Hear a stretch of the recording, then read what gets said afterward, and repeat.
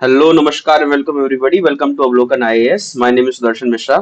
और अभी हम पीटी 365 में साइंस एंड टेक्नोलॉजी पढ़ रहे हैं।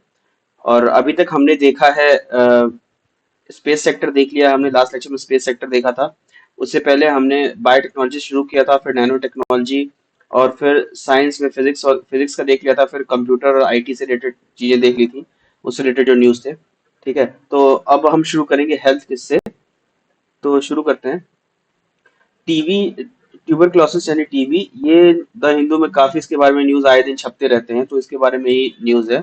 इसके रिलेटेड कुछ डेवलपमेंट में तो global tuberculosis report 2024 world health organization ने रिलीज किया है। और इस रिपोर्ट के कुछ इंपॉर्टेंट फाइंडिंग्स हैं जो मैं आपको बताने जा रहा हूँ।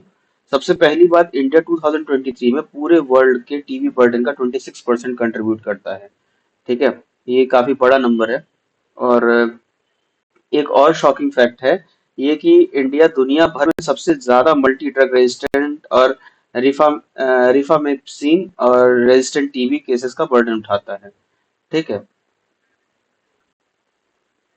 ये रिफामेप्सिन और मल्टी ड्रग रेजिस्टेंट टीबी, ये सब नॉर्मली एंटीबैक्टीरिया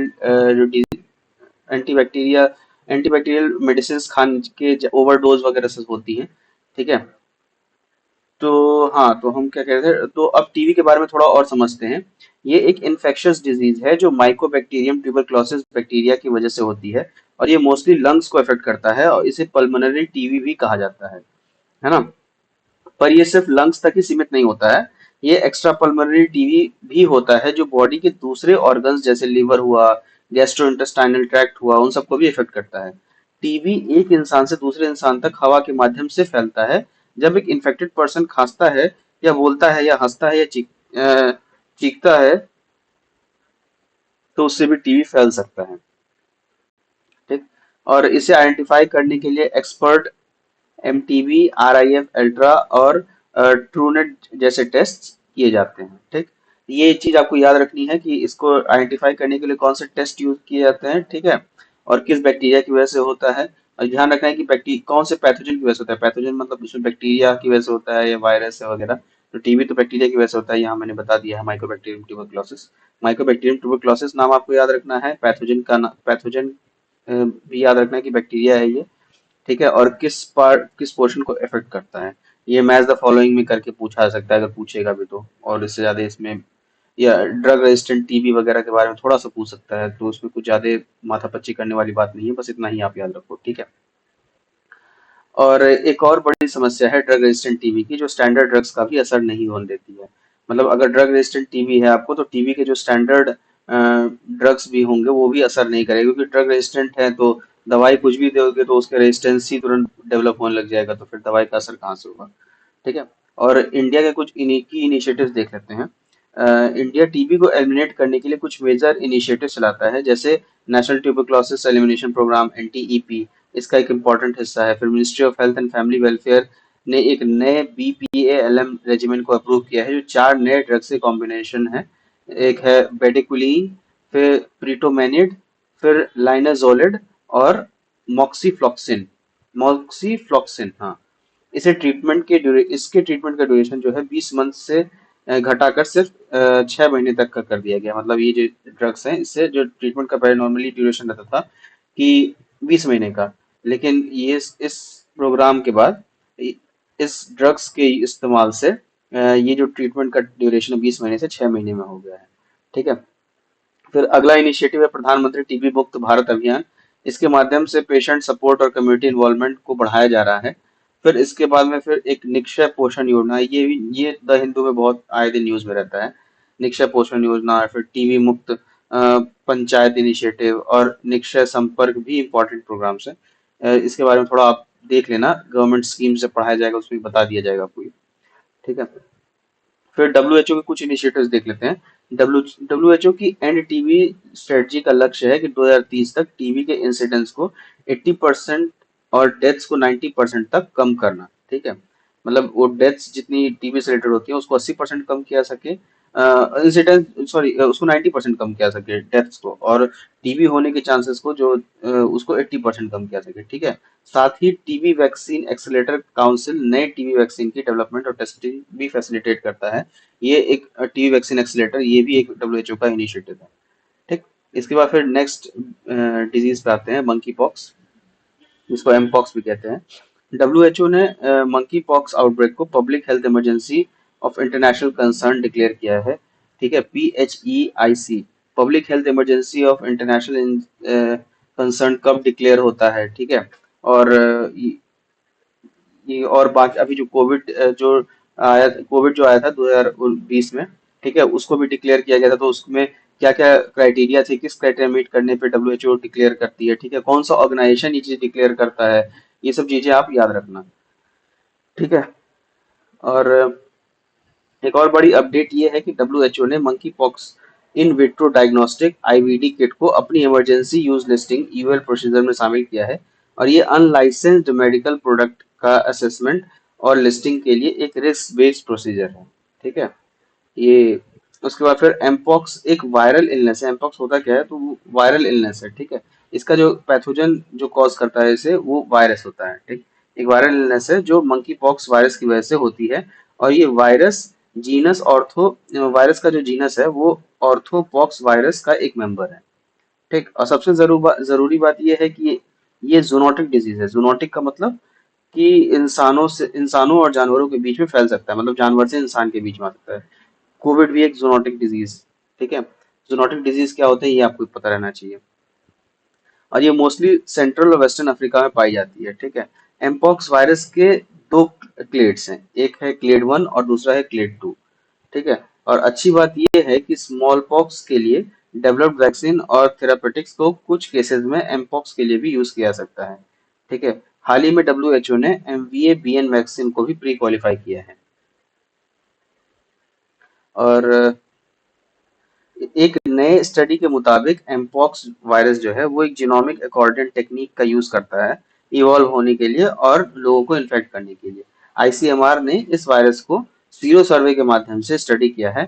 अगर पीएचईआईसी की बात करें तो 2005 के इंटरनेशनल हेल्थ रेगुलेशंस आईएचआर के मुताबिक अगर कोई आउटब्रेक समझे अगर कोई आउटब्रेक अनयूजुअल या अनएक्सपेक्टेड होता है तो उसे पीएचईआईसी डिक्लेयर किया था। पीएचईआईसी का फुल फॉर्म यहाँ पे दिया हुआ है, public health emergency of international concern, ठीक। और इसके बाद में फिर हम आते हैं कुछ रिलेटेड न्यूज पे। विषाणु युद्ध अभ्यास। विषाणु युद्ध अभ्यास जो है एक मॉक ड्रिल है पेंडेमिक प्रिपेयरनेस के चेक करने के लिए, और under the umbrella theme of national one health mission, ठीक है। नेशनल वन हेल्थ मिशन जो है वो एम्फोसाइज करता है वन हेल्थ अप्रोच पे, ताकि एक इंटीग्रेटेड डिजीज कंट्रोल और पेंडेमिक प्रिपेयरनेस रखी जा सके, ठीक है। क्योंकि जैसे कोविड का समय आया था तो हम उतने प्रिपेयर्ड नहीं थे, तो ऐसे कोई भी सिचुएशन अगर फर्दर फ्यूचर में आती है तो उसके लिए जैसे युद्ध अभ्यास नॉर्मली होता है ना, जैसे मॉक ड्रिल्स होते रहते हैं आर्मी नेवी एयरफोर्स में, वो टाइम टू टाइम वो प्रिपरेशन करते रहते हैं। वॉर नहीं होती रहती लेकिन वो मॉक ड्रिल कर रहे होते हैं सिमुलेटेड एनवायरनमेंट में कि हाँ अगर वॉर हो जाएगी तो कैसे उस पर एक्शन लेना है उस समय, ठीक है। जिस इस वजह से वो हमेशा वॉर रेडी होते हैं। वैसा ही कुछ इसमें भी करने की कोशिश की जा रही है नेशनल वन हेल्थ मिशन के अनुसार के अंतर्गत में। क्योंकि जब कोविड आया था तो हम लोग उतने प्रिपेयर्ड थे नहीं, ना हमारे पास कुछ पीपीई किट्स थे, आप सबको पता होगा, ना पीपीई किट्स था, ना फिर ऑक्सीजन थे, ना उतने बेड्स थे इंडिया में, ठीक है, कि उतने सारे पेशेंट्स को हैंडल किया सके। तो जबकि और जब कोविड खत्म हुआ, जब पहला उसका वेव खत्म हुआ तो उसके बाद में ही हम काफी ज्यादा इक्विप्ड हो गए, ठीक है। तो आइंदा से अगर ऐसा कुछ होता है, ऐसा कोई खतरनाक वायरस या ऐसा कोई पैंडेमिक आती है तो उसको हम कायदे से हैंडल कर सकें, उसके लिए ये अभ्यास विषाणु युद्ध अभ्यास का प्रोग्राम हुआ है, ठीक है। अब इसके बाद फिर आते हैं नेक्स्ट टॉपिक पे, नेग्लेक्टेड ट्रॉपिकल डिजीज पे, एनटीडीज। ये इंडिया अब साउथ ईस्ट एशिया रीजन का तीसरा देश बन गया है जिसे नेपाल और म्यांमार के बाद ट्रैकोमा और नेग्लेक्टेड ट्रॉपिकल डिजीज से फ्री डिक्लेयर किया गया है, इसलिए ही न्यूज में है, ठीक है। और ट्रैकोमा क्या होता है, ये एक बैक्टीरियल आई इन्फेक्शन है जो कैलामिडिया ट्रैकोमैटिस की वजह से होती है, ठीक है। ये बहुत ज्यादा कॉन्टेजियस है, अगर टाइम पे इसको ट्रीट नहीं किया जाए तो ये इरिवर्सिबल ब्लाइंडनेस तक कर सकती है, यानी आपने मतलब कोई पर्सन अंधा हो सकता है। ठीक है। और 1971 में इंडिया में ट्रैकोमा से ब्लाइंडनेस का रेट 5% था, जो अब कम होकर सिर्फ 1% बच गया है। नेग्लेक्टेड ट्रॉपिकल डिजीज जो होते हैं वो काफी वेरिड कंडीशंस के ग्रुप हैं, जो ट्रॉपिकल एरियाज में नॉर्मली पाए जाते हैं, और ये वायरस, बैक्टीरिया, पैरासाइट, फंजाई और टॉक्सिन्स की वजह से होते हैं। तो इसके लिए कोई एक पर्टिकुलर पैथोजन रिस्पॉन्सिबल नहीं है, इसके लिए कई सारे पैथोजेंस रिस्पॉन्सिबल हैं। ठीक है। और एक शॉकिंग फैक्ट ये है कि इंडिया पूरे वर्ल्ड का सबसे बड़ा एब्सोल्यूट बर्डन उठाता है एंटीडीज का। ठीक है। 10 से ज्यादा मेजर एंटीडीज जो हैं, जैसे हुआ हुकवॉर्म, फिर डेंगू, लिम्फेटिक फिलारियसिस, ये इंडिया में ही है। और डब्ल्यू एच ओ ने 2000 में इंडिया को गिनी वॉर्म डिजीज से फ्री डिक्लेयर किया था, और 2016 में योवस डिजीज से फ्री डिक्लेयर किया था। ठीक है। तो ये इंफॉर्मेशन है। जिसमें आपको याद करने वाली बात यह है कि नेग्लेक्टेड ट्रॉपिकल डिजीज क्या होती है। ठीक है। ये आपको जानना है, और इसके अलावा इसमें और कुछ जानने लायक है नहीं। हाँ, एक ये भी जानना है कि India has become third country after Nepal and Myanmar. ये न्यूज वाला जानने के लिए है। ठीक है। फिर एंटी माइक्रोबियल रेजिस्टेंस एएमआर क्या होता है। एंटी माइक्रोबियल रेजिस्टेंस ये न्यूज में क्यों है। देखो, जेद्दा कमिटमेंट को fourth global high level ministerial conference on anti microbial resistant में अडॉप्ट किया गया है। ठीक है। अ, उसका फिर एंटी माइक्रोबियल रेजिस्टेंट जो है वो एक सीरियस कंसर्न है, क्योंकि जब बैक्टीरिया, वायरस, फंजाई या फिर पैरासाइट्स अपनी जेनेटिक प्रॉपर्टीज बदल कर एंटीबॉडीज को इनइफेक्टिव बना देते हैं, तो इन्हें सुपर बग्स कहा जाता है। ठीक है। और मेजर रीजंस जो एंटी माइक्रोबियल रेजिस्टेंस को कंट्रीब्यूट करते हैं, वो सबसे बड़ा मेजर रीजन तो फार्मास्यूटिकल मैन्युफैक्चरिंग है, जो इंडस्ट्रियल वेस्ट एंटीबायोटिक्स का प्रोटेक्शन करता है। ठीक है। और उसके बाद एंटी इंडस्ट्रियल वेस्ट जो प्रोड्यूस होता है एंटीबायोटिक्स के प्रोडक्शन से। फिर उसका एग्रीकल्चर में, फिर जिसमें लाइव स्टॉक या एक्वाकल्चर में एंटीबायोटिक्स का ओवर यूज होता है। जैसे जो लोग नॉनवेज वगैरह ज्यादा खाते हैं। ठीक है। जो लोग नॉन फिश वगैरह खाए, या फिर मुर्गियां वगैरह, या फिर मीट वगैरह खाते हैं, तो उनको उन लाइव स्टॉक को ज्यादा बड़ा बनाने के लिए, जल्दी बड़ा बनाने के लिए, फिर उनके डिजीज फ्री बनाने के लिए ओवर यूज होता है एंटीबायोटिक्स का उनके ऊपर। ठीक है। तो वो भी एक रीजन होता है एंटी माइक्रोबियल रेजिस्टेंस का इंसानों के अंदर। ठीक है। फिर तीसरा जो मेजर फैक्टर है वो हेल्थ केयर फैसिलिटी है, जिसमें अनयूज मेडिकेशन या पेशेंट एक्सक्रीशन का इम्प्रॉपर डिस्पोजल होता है। ठीक है। फिर चौथा एक बड़ा रीजन है वो पुअर वेस्ट मैनेजमेंट, जैसे लैंडफिल हुआ, फिर अनट्रीटेड वेस्ट वाटर हुआ, सीवेज एफ्लुएंट्स हुए।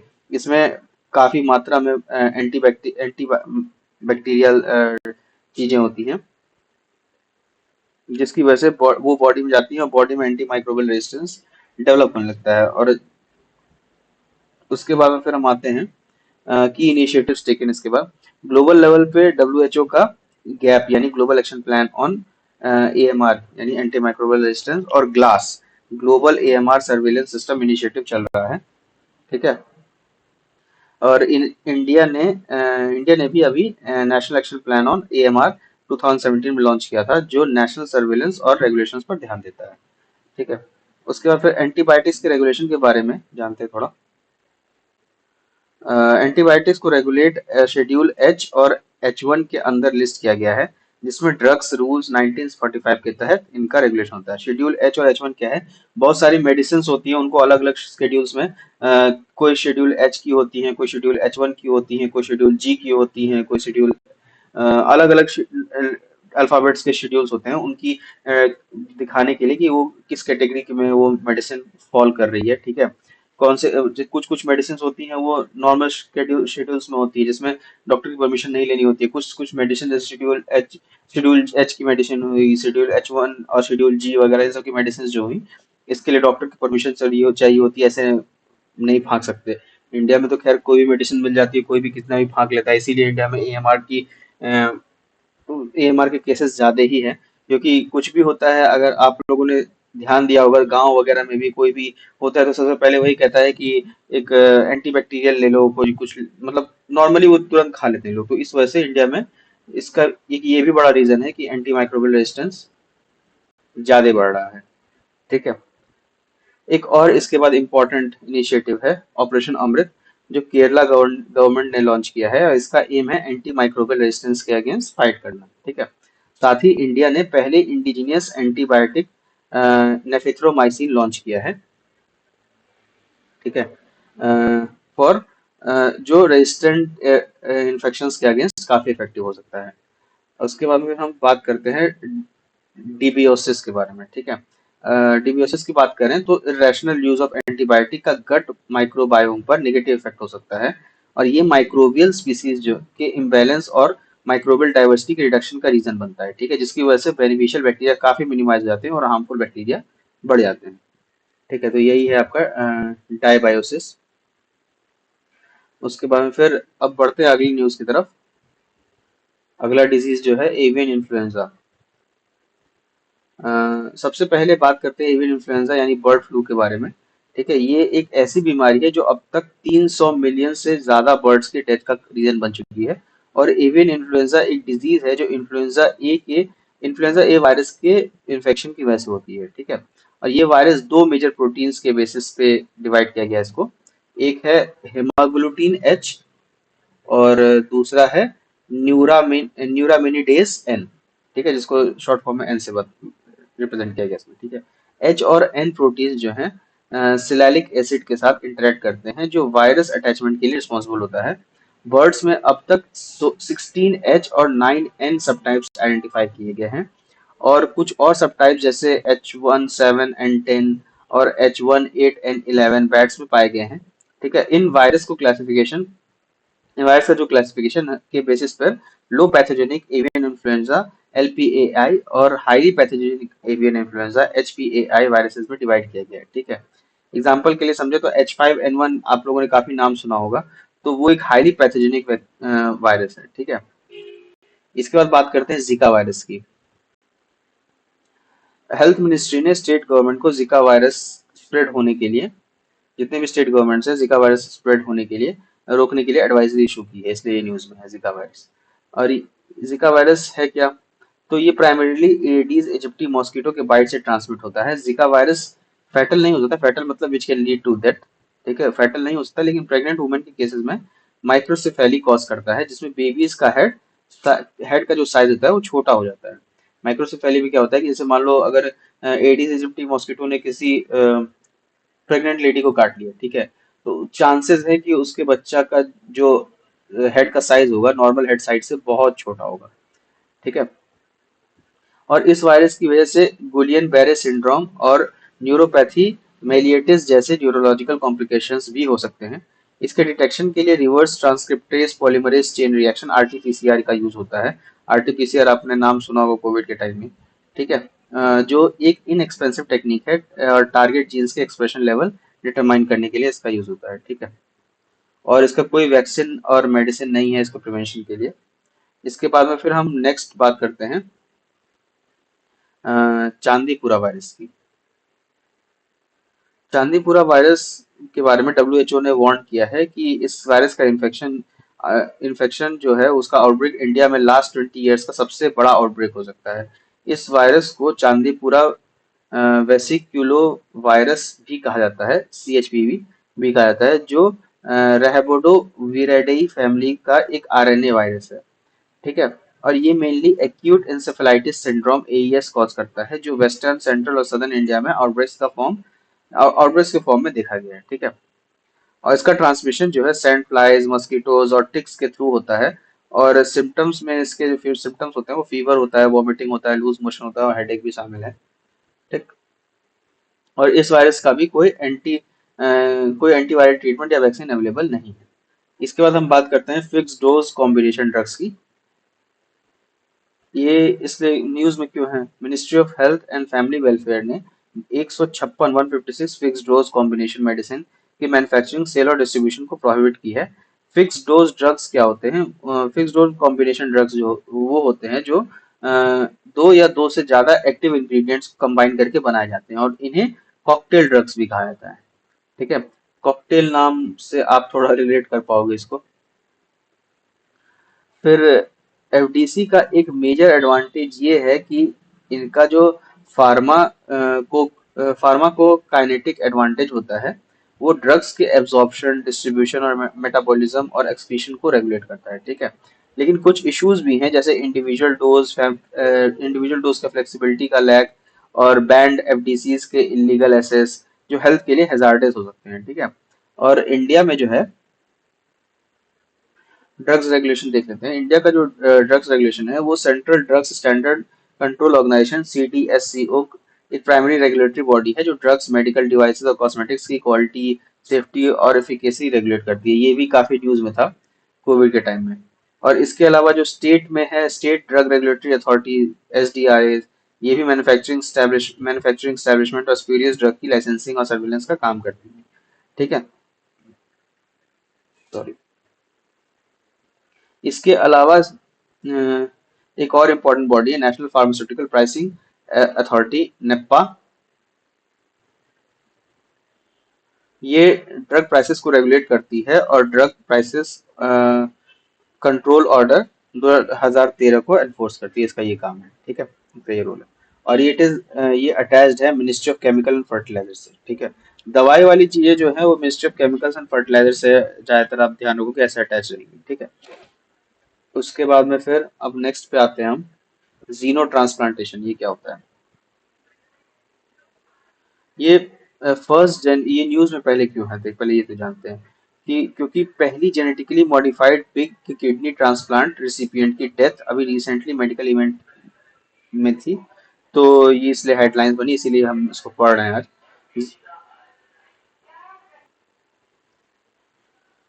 तो जीनो प्लांटेशन का मतलब होता है कि live non human animal cells, tissues या ऑर्गन्स का ट्रांसप्लांटेशन या इंफ्यूजन एक ह्यूमन रेसिपिएंट की बॉडी में। ठीक है। इसमें जो gene editing technology CRISPR Cas9 का यूज किया गया था ताकि स्पेसिफिक बिग जीन्स एलिमिनेट किया जा सके जो इम्यून रिस्पॉन्स को ट्रिगर कर सकती है। मतलब इसका मतलब क्या हुआ कि जैसे कोई भी ऑर्गन जब ट्रांसप्लांट होता है एक किसी एक इंडिविजुअल से दूसरे इंडिविजुअल में, यहाँ पे अगर एक इंडिविजुअल मतलब एक पिग से इंसान में जब ट्रांसप्लांट हुआ है तो पिग का तो जो बॉडी का कॉन्फ़िगरेशन है, उसके जो ऑर्गन्स है वो तो दूसरे तरह के हैं, और इंसानों के जो ऑर्गन्स है वो दूसरे तरीके से बने हुए हैं। ठीक है। तो जब पिग का कोई ऑर्गन उठा करके इंसान में ट्रांसप्लांट करेंगे, जैसे यहाँ पे किडनी की बात की है, किडनी जब पिग की उठा करके इंसान में ट्रांसप्लांट करेंगे तो पिग पिग की किडनी ज्यादा गंदगी फिल्टर करने के लिए इंसान की कंपेरेटिव टू इंसान की किडनी की। ठीक है। क्योंकि पिग कुछ भी खाता रहता है, इंसान कुछ भी नहीं खाता है। अब हाँ, अब वो बाहर का लोग कचड़ा खाते हैं वो अलग बात है, लेकिन नॉर्मली इंसान फिर भी पका हुआ खाते हैं कंपेरेटिव टू पिग का। ठीक है। तो पिग का जो किडनी होगा उसमें ज्यादा मात्रा में कुछ वायरसेस वगैरह होंगे जो इंसान की बॉडी नहीं टॉलरेट कर सकती होगी। ठीक है। तो इंसान की बॉडी में अगर वो चीज आएगा तो वो इंसान की बॉडी का जो डिफेंस मैकेनिज्म है वो ऑटोमेटिक ट्रिगर हो जाएगा, कोई फॉरेन बॉडी आएगी उसको खत्म करने के लिए, फिर इस तरह तो फिर किडनी का या फिर जो भी ऑर्गन आया है वो खत्म हो जाएगी। ठीक है।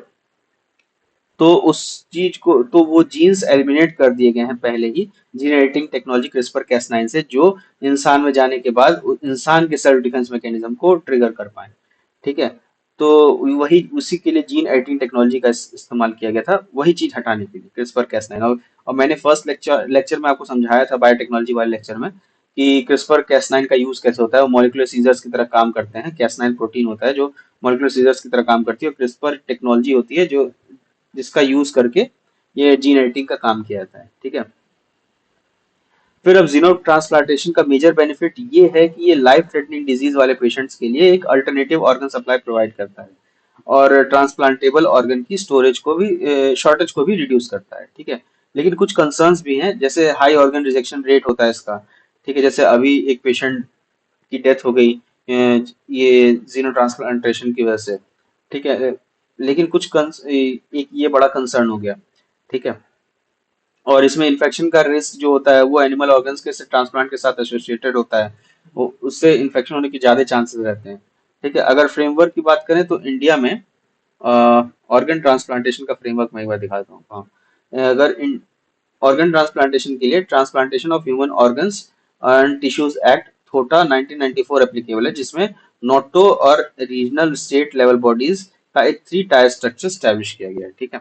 ये भी द हिंदू के न्यूज में था जीनो ट्रांसप्लांटेशन, तो थोड़ा इसको ध्यान पे रखना, ये थोड़ा जरूरी हो जाता है। ठीक है। फिर आते हैं हम एलिजिबिलिटी देखते हैं, और एलिजिबिलिटी क्या होती है ऑर्गन ट्रांसप्लांटेशन की। ऑर्गन डोनेशन की एलिजिबिलिटी के लिए डोनर की फिजिकल कंडीशन को देखा जाता है, न कि उसकी एज को। ठीक है।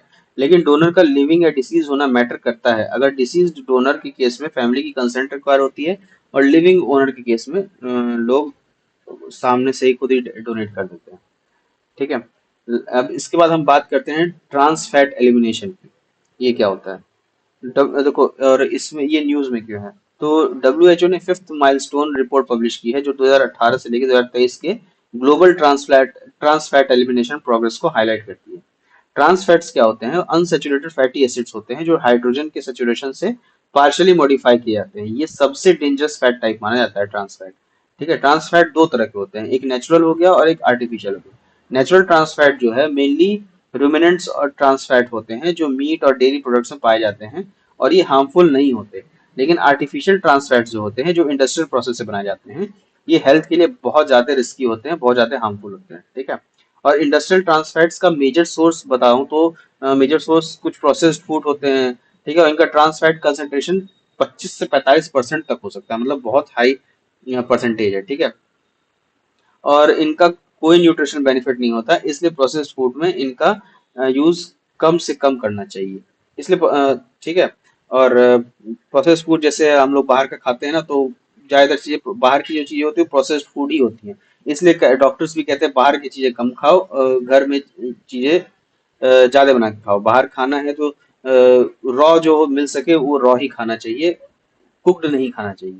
कुक्ड घर का ही कोशिश करनी चाहिए कि घर पे ही ज्यादा से ज्यादा घर का ही खाएं। ठीक है। बाहर का तला भुना तो बिल्कुल ही डॉक्टर्स मना कर रहे होते हैं, तो इसीलिए रीजन उसका यही होता है। ठीक है। फिर मूव ऑन करते हैं टाइप्स ऑफ फैट पे। सबसे पहले फैट्स की बात करते हैं, तो ये दो प्रकार के फैट्स होते हैं, एक होता है अनसेचुरेटेड फैट, दूसरा होता है सेचुरेटेड फैट। ठीक है। अनसेचुरेटेड फैट्स को अच्छे फैट्स भी कहते हैं, गुड फैट्स मतलब कहते हैं। ठीक है। और सेचुरेटेड फैट को बुरे फैट्स कहते हैं, बैड फैट्स। ठीक है। सेचुरेटेड फैट्स जिसे के एग्जांपल हो गए तुम्हारे आपके नट्स हो गए, एवोकाडोज हो गए, वेजिटेबल्स हो गए। ठीक है। घी हो गया। ये सब इन सब में आपके गुड फैट्स होते हैं, अनसेचुरेटेड फैट्स। ठीक है। सेचुरेटेड फैट जो होता है वो मेनली एनिमल प्रोडक्ट्स से पाए जाते हैं। इनका एक्सेसिव कंजम्पशन हेल्थ के लिए अच्छा नहीं होता है, और ये हार्मफुल हो सकते हैं। अब बात करते हैं ट्रांस फैट को रेगुलेट करने के लिए लिए गए स्टेप्स की। इंडिया में जो है food safety and standards authority of India, FSSAI ने कुछ इनिशिएटिव्स लिए हैं। जैसे ट्रांस फैट फ्री लोगों का कॉन्सेप्ट शामिल किया है, voluntary labelling to promote TFA free products, मतलब trans fat acid free products. ठीक है। एंड इसको एनकरेज किया गया। फिर 2021 में ऑयल्स और फैट्स में टीएफए की मात्रा को 3% तक, और 2022 में 2% तक लिमिट करने के लिए लिमिट किया गया है। ठीक है। और इसके अलावा ईट राइट इंडिया मूवमेंट, ये काफी न्यूज में भी था, ईट राइट इंडिया मूवमेंट। ठीक है। तो ये भी इसकी एफएसएसआई का है। और हार्ट अटैक रिवाइंड जैसे मास मीडिया कैंपेन्स भी शामिल हैं। और Indian council of medical research ने भी रिवाइज डाइटरी गाइडलाइंस इशू किया है। ठीक है। अगर ग्लोबल लेवल पे देखें तो डब्ल्यूएचओ ने 2018 में replace action forward framework launch किया था। ठीक है। और डब्ल्यूएचओ के वैलिडेशन प्रोग्राम के जरिए ट्रांस फैट एलिमिनेशन पर और ज्यादा फोकस किया गया, ताकि पॉलिसी प्रोग्रेस और तेजी से हो सके। ठीक है। अब हम बात करते हैं ओमेगा 3 फैटी एसिड्स के बारे में। ये एक स्टडी के अनुसार अगर फिश ऑयल सप्लीमेंट्स को रेगुलरली कंज्यूम किया जाए तो आर्टेरियल फिब्रिलेशन और स्ट्रोक का रिस्क बढ़ सकता है। ये ऐसी स्टडी आई थी। ठीक है। फिश ऑयल में दो इंपॉर्टेंट ओमेगा 3 फैटी एसिड्स होते हैं, जिनका नाम है इकोसेप्टेनिक एसिड, ईपीए, और डोको डोकोसा हेक्सायोनिक एसिड। ठीक है। डोकोसा हेक्सायोनिक एसिड, डीएचए। ठीक। Omega 3 fatty acids poly saturated fats होते हैं, poly unsaturated saturated poly unsaturated fats होते हैं। और पॉली अनसेचुरेटेड फैट्स वो होते हैं जिनमें एक से ज्यादा अनसेचुरेटेड कार्बन बॉन्ड होता है। ठीक है। अपार्ट फ्रॉम ईपीए और डीएचए, एक और ओमेगा 3 फैटी एसिड होता है जो प्लांट से मिलता है, जिसे अल्फा लिनियोलेनिक एसिड कहते हैं, एएलए कहते हैं। ठीक है। और ये इसेंशियल फैट्स होते हैं क्योंकि ह्यूमन बॉडी इन्हें खुद से नहीं बना सकती है। नट्स और सीड्स जैसे फ्लैक्सीड हुए, और प्लांट ऑयल जैसे फ्लैक्सीड ऑयल, इनमें फैटी एसिड्स मिलते हैं। ओमेगा 3 फैटी एसिड्स का एक फायदा ये है कि ये बॉडी के इन्फ्लेमेशन को रिड्यूस करता है और बॉडी ट्राइग्लिसराइड्स लेवल को भी कम करने में बहुत हेल्प करता है। अब इसके बाद हम पढ़ते हैं ग्लाइसेमिक इंडेक्स के बारे में। ठीक है। ग्लाइसेमिक इंडेक्स ये न्यूज में इसलिए है क्योंकि एक लेटेस्ट स्टडी ने ये रिवील किया है कि ग्लाइसेमिक इंडेक्स और टाइप 2 डायबिटीज के बीच में डायरेक्ट रिलेशनशिप है। ग्लाइसेमिक इंडेक्स मेजर करता है कि एक carbohydrate containing food blood sugar levels को कितनी तेजी से बढ़ाता है। ठीक है। और इस इंडेक्स के अंदर कार्बोहाइड्रेट रिच फूड्स को 0 से 100 तक रैंक किया गया है, जिसमें प्योर ग्लूकोज का जीआई 100 है। ठीक है। और जीआई को डिटरमाइन करने वाले फैक्टर्स दो तरीके के होते हैं। एक होता है इंटरनल फैक्टर जैसे एमाइलोज हुआ, लिपिड्स हुआ, प्रोटीन्स। और एक्सटर्नल फैक्टर जैसे कुकिंग, प्रोसेसिंग, सोकिंग, जर्मिनेशन, ये सब। ठीक है। इसके अलावा ग्लाइसेमिक लोड ये भी होता है, जो ग्लाइसेमिक इंडेक्स और टोटल कार्बोहाइड्रेट्स का एक कंबाइंड इफेक्ट एस्टिमेट करता है, ग्लाइसेमिक लोड। ठीक है। अगर ग्लाइसेमिक इंडेक्स की कैटेगरीज की बात करें तो कैटेगरीज में अगर हाई ग्लाइसेमिक इंडेक्स वाले फूड्स के एग्जांपल हैं, व्हीट हो गए आपके, फिर rice, potatoes, white bread etcetera. ठीक है। फिर मीडियम ग्लाइसेमिक इंडेक्स वाले हो गए orange juice, honey, whole meal bread etcetera. ठीक है। और लो ग्लाइसेमिक इंडेक्स वाले फूड्स हो गए, के एग्जांपल हो गए, फ्रूट्स हो गए, नेचुरल फ्रूट्स जो होते हैं, नॉन स्टार्ची वेजिटेबल जैसे कैरेट्स हो गया, स्पिनच हुआ, टोमेटो हुआ, होल ग्रेन्स, लेग्यूम्स, ये सब। ठीक है। ये आपके लो ग्लाइसेमिक इंडेक्स वाली के एग्जांपल हो गए फूड के। ठीक। इसके बाद हम A1 और A2 मिल्क के बारे में जानते हैं। ये भी काफी न्यूज में था। हालांकि द हिंदू में बहुत कम इसके बारे में दिया था, लेकिन ठीक है, जान लो थोड़ा सा, कोई भरोसा नहीं, कुछ भी पूछ सकता है। अब हम A1 और A2 मिल्क के पे थोड़ा चर्चा देख लेते हैं। ठीक है। फसाई ने अभी रिसेंटली फूड बिजनेस ऑपरेटर्स को A1 और A2 मिल्क के प्रोडक्ट के नाम पे मार्केटिंग करने से मना किया है। ठीक है। A1 और A2 के जेनेटिक वेरिएंट्स, A1 A2 जो होता है वो जेनेटिक वेरिएंट्स होते हैं बीटा कैसिन प्रोटीन के। कैसिन क्या होता है कि वो मिल्क का 80% प्रोटीन होता है, दो तरह का होता है। ठीक। एक होता है बीटा कैसिन और दूसरा होता है वे प्रोटीन। वे प्रोटीन का तो नाम भी आपने काफी सुना होगा। ठीक है। और A1 और A2 मिल्क में डिफरेंशिएशन उनके अमीनो एसिड के स्ट्रक्चर पर डिपेंड करता है। A1 एक्चुअली A2 से इवॉल्व हुआ था और एक नेचुरल म्यूटेशन के थ्रू वो इवॉल्व हुआ था। ठीक है। रेगुलर मिल्क दोनों A1 और A2 बीटा कैसिन होते हैं, लेकिन A2 मिल्क में सिर्फ A2 वेरिएंट को कंटेन करता है। ठीक है। और national bureau of animal genetic resource के अनुसार जो है वो इंडिजिनस काउज और बफेलोज A2 मिल्क प्रोड्यूस करते हैं। E1 और A2 मिल्क की कंपैरिजन अगर करें तो A1 मिल्क में ज्यादा फैट, ठीक है, और कैलोरी कंटेंट होता है, जबकि A2 मिल्क में ज्यादातर प्रोटीन होता है। A1 मिल्क जो होता है वो हिस्टिडीन कंटेन करता है, जो एक एसेंशियल अमीनो एसिड है, और हिस्टिडीन बॉडी के अंदर हिस्टामाइन प्रोड्यूस करता है। और स्टडी के अनुसार कुछ लोग A1 मिल्क डाइजेस्ट नहीं कर सकते, जबकि A2 मिल्क उनके लिए बेटर अल्टरनेटिव होता है। ठीक है। A2 मिल्क जो है प्रोलीन कंटेन करता है, जो एक नॉन एसेंशियल अमीनो एसिड है। ठीक। और ये कोलेजन और जॉइंट्स के लिए बेनिफिशियल होता है। A1 मिल्क जो है उन काऊ के ब्रीड से आता है जो नॉर्दर्न यूरोप से ओरिजिनेट हुई, जैसे हॉल्स्टीन हुआ, फ्रेंसिन हुआ, और ब्रिटिश शॉर्ट हॉर्न, और जर्सी गाय, जो अगर देसी भाषा में समझे तो जर्सी गाय वगैरह जो होती है। ठीक है। उनका सोर्स A1 मिल्क है। और A2 मिल्क जो है वो उन ब्रीड से आता है जो चैनल आइलैंड्स और सदर्न फ्रांस से बिलोंग करती है, जैसे जर्सी, जैसे आपकी ये चेरोलियास, लिम्सिन काउस, और सॉरी जर्सी आपकी A2 मिल्क प्रोड्यूस करती है, A1 नहीं, A2। ठीक है। जर्सी हुई, फिर देसी गाय जो होती है, मतलब गीर साहिवाल ये वाली गाय, ये भी A2 मिल्क ही प्रोड्यूस करती है। ठीक है। उसके बाद में फिर अब इसके बाद में हम जानते हैं थोड़ा MRI टेक्नोलॉजी के बारे में। पहले एक बार हिस्टामाइन भी देख लेते हैं, हिस्टामाइन क्या है। हिस्टामाइन जो है वो एक की रोल प्ले करता है इन्फ्लेमेटरी रिस्पॉन्स बॉडी के, इन्फ्लेमेटरी रिस्पॉन्स में बॉडी का। ठीक है। और ये ऑटो इम्यून कंडीशन जैसे गैस्ट्रिक एसिड सिक्रीशन और हिमेटोपोएसिस के लिए भी रिस्पॉन्सिबल है। ठीक है। और ये अलग अलग रीजंस की वजह से, अलग अलग फैक्टर्स की वजह से बॉडी में रिलीज हो सकता है। और जैसे कुछ factors related to immune system हुए, जैसे कोई एलर्जेंस, जिस किसी चीज से अगर आपको एलर्जी है तो भी हिस्टामाइन आपकी बॉडी में रिलीज हो सकता है। ठीक है। उसके लिए एंटी हिस्टामिन ड्रग्स ड्रग्स का इस्तेमाल होता है, जिससे आपकी हिस्टामिन रिलेटेड मेडिकेटेड कंडीशंस को ट्रीट किया सके। ठीक। फिर अब नेक्स्ट टॉपिक पे आते हैं हम MRI पे। ठीक है। Magnetic resource imaging. Magnetic resource imaging के ये क्या है, ये एक non invasive medical imaging test है। ठीक है। और जो बॉडी का हर इंटरनल स्ट्रक्चर को डिटेल्ड इमेज बनाता है। जितने भी आपको बॉडी के इंटरनल स्ट्रक्चर है उसका डिटेल्ड इमेज बना करके डॉक्टर्स को उससे आपकी मेडिकल कंडीशन जानने में काफी हेल्प मिलती है। ठीक है। और ये एमआरआई जो है वो काम करता है लार्ज मैग्नेट्स और रेडियो वेव्स के थ्रू, और इसमें आयनाइजिंग रेडिएशन का यूज नहीं होता जैसे एक्सरेज में होता है। ठीक है। एमआरआई का मेन बेनिफिट है, एमआरआई का जो मेन बेनिफिट है, एक सेकंड, वो ब्रेन में मसल्स, ऑर्गन और ब्लड वेसल्स की डिटेल्ड इमेज प्रोवाइड करना। ठीक है। जो डायग्नोसिस और ट्रीटमेंट की प्लानिंग में काफी यूजफुल होती है। ठीक है ना। तो ये हो गया, फिर आपका इतना ही एमआरआई में है। फिर अब रेडिएशन थेरेपी फैसिलिटी पे आते हैं, नेक्स्ट टॉपिक। ये न्यूज में क्यों है, क्योंकि दिल्ली के लेडी हार्डिंज मेडिकल कॉलेज ने अभी एक नया रेडिएशन थेरेपी फैसिलिटी ओपन किया है। तो ये मैं समझा देता हूँ पर ये उतना इम्पोर्टेंट है नहीं। ठीक है।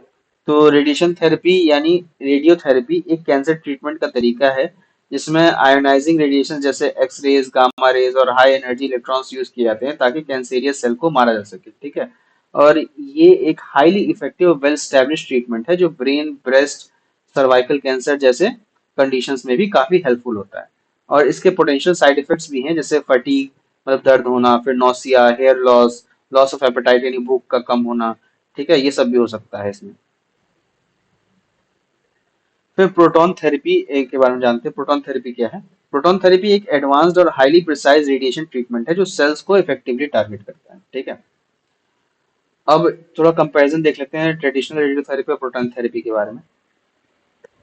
ट्रेडिशनल रेडिएशन थेरेपी और प्रोटॉन थेरेपी दोनों ही कैंसर ट्रीटमेंट के लिए यूज किया जा सकते हैं, लेकिन इनके बीच में कुछ इंपॉर्टेंट डिफरेंसेस हैं। ठीक है। प्रोटॉन थेरेपी ध्यान समझना, ये थोड़ा जरूरी है। इन ट्रेडिशनल रेडिएशन थेरेपी में नियरली जितने भी हेल्दी सेल्स हैं उनके डैमेज होने का भी खतरा, उनका डैमेज होने का जो रिस्क होता है वो लो होता है, जबकि प्रोटॉन थेरेपी में ये रिस्क और भी कम होता है। ठीक है। इसमें तो कम होता ही है ट्रेडिशनल रेडिएशन थेरेपी में, वो सिर्फ जो मेलिग्नेंट सेल्स होती हैं यानी जो अफेक्टेड सेल्स होती हैं वो उनके डैमेज का वो तो डैमेज होती हैं, उसके साथ साथ में जो अगल बगल की जो हेल्दी सेल्स होती हैं उसमें उसके डैमेज होने का भी खतरा होता है, लेकिन बहुत कम रहता है ये ट्रेडिशनल में।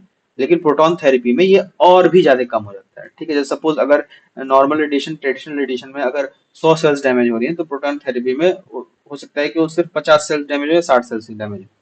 ठीक है। या 40 सेल्स ही डैमेज हो। ठीक है।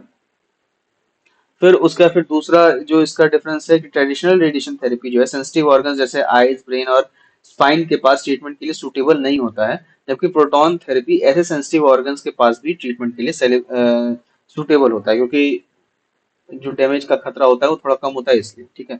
अगर कॉस्ट की बात करें तो ट्रेडिशनल रेडिएशन थेरेपी जो है कंपैरेटिवली लेस एक्सपेंसिव होती है, जबकि प्रोटॉन रेडिएशन थेरेपी थोड़ी महंगी होती है, क्योंकि थोड़ी एक्यूरेट होती है तो थोड़ी महंगी भी होती है ये। फिर साइड इफेक्ट्स के पर्सपेक्टिव से देखें तो ट्रेडिशनल रेडिएशन थेरेपी के साइड इफेक्ट्स काफी सीवियर होते हैं जो डेली एक्टिविटीज को इफेक्ट कर सकते हैं। वहीं प्रोटॉन थेरेपी के side effects comparatively less severe होते हैं और नॉर्मल फंक्शनिंग में ज्यादा डिस्टर्बेंसेस नहीं आते हैं इससे। ठीक है। तो ये हो गया, कंपैरिजन हो गया आपका ट्रेडिशनल रेडियोथेरेपी और प्रोटॉन थेरेपी के बीच में। फिर अब आते हैं वैक्सीन्स पे। ठीक है। वैक्सीन्स जो है वो हमारे बॉडी को, ह्यूमन बॉडी को डेंजरस बैक्टीरिया और वायरस से प्रोटेक्ट करती है। ठीक है। वैक्सीन्स के अलग अलग टाइप्स होते हैं। लाइव एटेन्यूएटेड वैक्सीन, ये ऐसे वैक्सीन होते हैं जो वीकेंड लाइव पैथोजन को कंटेन करते हैं। ये बैक्टीरिया या वायरस के कमजोर वर्जन होते हैं जो इम्यून सिस्टम को ट्रेन करके करते हैं बिना एक्चुअल डिजीज कॉज किए। ठीक है। इसका एग्जांपल्स है मीजल हो गया, फिर मम्स और रुबेला वायरस के वैक्सीन जो होते हैं। ठीक है। फिर इनएक्टिवेटेड और डेड वैक्सीन वो होती हैं जो डीएक्टिवेटेड लाइफ पैथोजन का इस्तेमाल करके इम्यूनिटी डेवलप करती है बिना डिजीज कॉज के। ठीक है। इसके एग्जांपल हो गया आपका पोलियो वैक्सीन हो गया, इन्फ्लुएंजा वैक्सीन हो गया, कोवैक्सीन हो गया। ठीक है। अच्छा, इसके बाद फिर एक है अगला, उसके बाद एक्यूलर या सब यूनिट वैक्सीन। वो ऐसे वैक्सीन होते हैं जो बैक्टीरिया वायरस के सरफेस से पॉलीसेकेराइड्स या प्रोटीन का यूज करते हैं। ठीक है। वैक्सीन बनाने के लिए। तो ये तीन तरह की वैक्सीन हो गई। अब इसके बाद में टाइप्स ऑफ सब यूनिट वैक्सीन देखते हैं। देखो, टेक्सॉइड वैक्सीन वो होता है, सबसे पहला हो गया टेक्सॉइड वैक्सीन। टेक्सॉइड वैक्सीन वो होता है जो इनएक्टिवेटेड टॉक्सिन्स का यूज करता है जो बैक्टीरिया के टॉक्सिक एक्टिविटी को टारगेट करता है। ठीक है। ना कि बैक्टीरिया को डायरेक्टली। इसका एग्जांपल अगर देखें तो डिप्थीरिया वैक्सीन है एक, ठीक। फिर दूसरा है कंजुगेट वैक्सीन। कंजुगेट वैक्सीन दो स्पेसिफिक पैथोजन पार्ट्स का यूज करते हैं और जो इम्यून रिस्पॉन्स को इनहेंस भी कर सकते हैं। इसका एक एग्जांपल है जाइवेक टीसीवी, जो एक इंडिजीनियस, और ये एक इंडिजीनियस टाइफॉइड वैक्सीन है, ठीक है।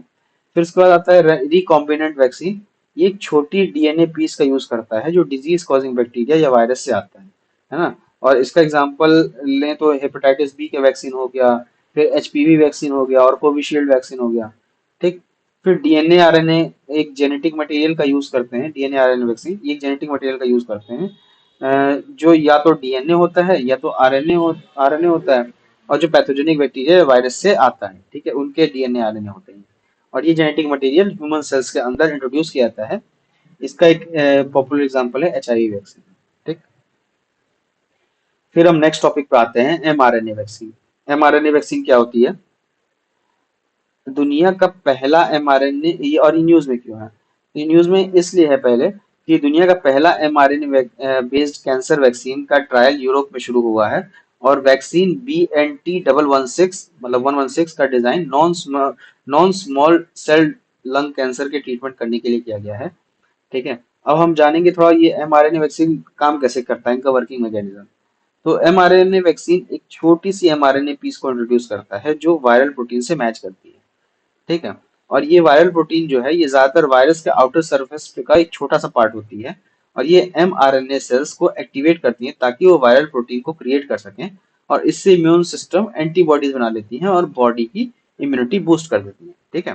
फॉर एग्जाम्पल के तौर पर अगर देखें तो कोविड 19 का एमआरएनए वैक्सीन सेल जो है वो स्पाइक प्रोटीन बनाने के लिए डायरेक्ट करता है। स्पाइक प्रोटीन आपको याद होगा, कोविड के टाइम का था ये, ठीक है। एमआरएनए वैक्सीन के बेनिफिट्स ये हैं कि ये सेफर होते हैं क्योंकि इनमें कोई लाइव या वीकेंड वायरस होता नहीं है। ये बहुत ही फास्ट डेवलप भी किए सकते हैं और ट्रेडिशनल वैक्सीन के कंपैरिजन में मतलब थोड़ा स्पीड में ज्यादा होती है एमआरएनए वैक्सीन, ठीक है। इसके बाद आता है रिलेटेड डेवलपमेंट्स। इसको हम नेक्स्ट लेक्चर में देखेंगे, ठीक है। और ये लेक्चर थोड़ा लंबा हो गया है, तो आप एक बार जितना पढ़ा है मैंने वो सब रिवाइज करना। कोई डाउट हो तो जैसा कि बताया है कि आप व्हाट्सएप पे, इंस्टाग्राम पे या नीचे कमेंट करके भी पूछ सकते हो, ठीक है। तब तक के लिए आप इस सब चीज को पढ़ो, ठीक है। मिलते हैं नेक्स्ट लेक्चर में। धन्यवाद। जय हिंद।